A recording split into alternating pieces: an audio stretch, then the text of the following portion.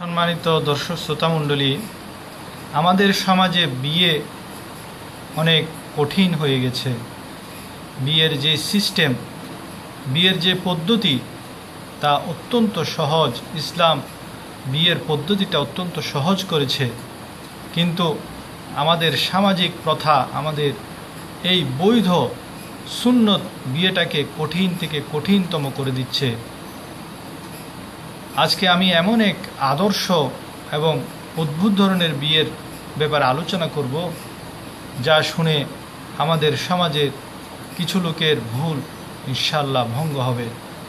একটি মেয়ে বলেন, আমার বাবা বলতো তিনি আমার মাকে বিয়ে করার জন্য আমার নানার কাছে যখন প্রস্তাব দিল, তখন আমার নানা আমার বাবাকে শর্ত দিল, যদি তুমি সূরা আল ইমরান মুখস্থ করে আসতে পারো তাহলে আমি আমার মেয়েকে তোমার সাথে বিয়ে দিব। আমার বাবা মাত্র 7 দিনে পুরা সূরা আল ইমরান, যাতে 200টি আয়াত 20টি রুকু রয়েছে, তা মুখস্থ করে নিয়েছেন। আমার জন্য এক নওজোয়ান প্রস্তাব নিয়ে আসলো। তখন আমার বাবা আমার হবু স্বামীকে শর্ত দিল, যদি তুমি সূরা নূর হেফজ করে আসতে পারো তাহলে তোমাকে আমার মেয়ে বিয়ে দেওয়ার ব্যাপারে বিবেচনা করব। আমার হবু স্বামী শর্ত মেনে চলে গেল। কিছুদিন পর আমার হবু স্বামী হাতে একটি কোরআন শরীফ নিয়ে আমার বাবার কাছে আসলো, সে সূরা নূর মুখস্থ শোনানোর জন্য। আমি আড়াল থেকে শুনছিলাম। সে আমার বাবার সামনে বসলো। আমার বাবাও একটি কোরআন নিয়ে সূরা নূর শুনছিল।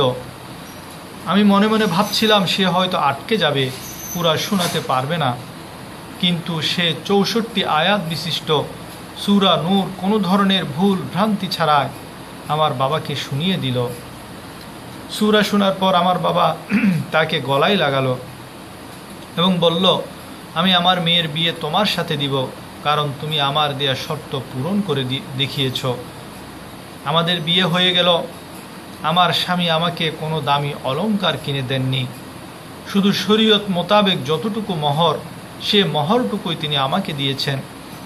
কিন্তু আল্লাহর রহমতে, কোরআনে পাকের বরকতে বিয়ের দিন থেকে আজ পর্যন্ত প্রায় 5 বছর অতিবাহিত হয়েছে।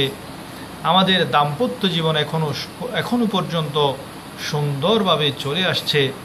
ইনশাআল্লাহ ভবিষ্যতেও সুন্দরভাবে আমাদের দাম্পত্য জীবন অতিবাহিত হবে।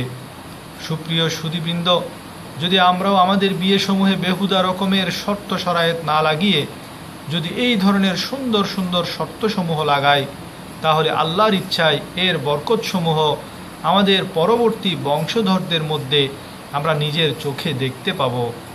এখন আমি ভাবছি ভবিষ্যতে আমার মেয়ের জামাইয়ের জন্য কোন সূরাটি নির্ধারণ করব। আপনিও নির্ধারণ করুন।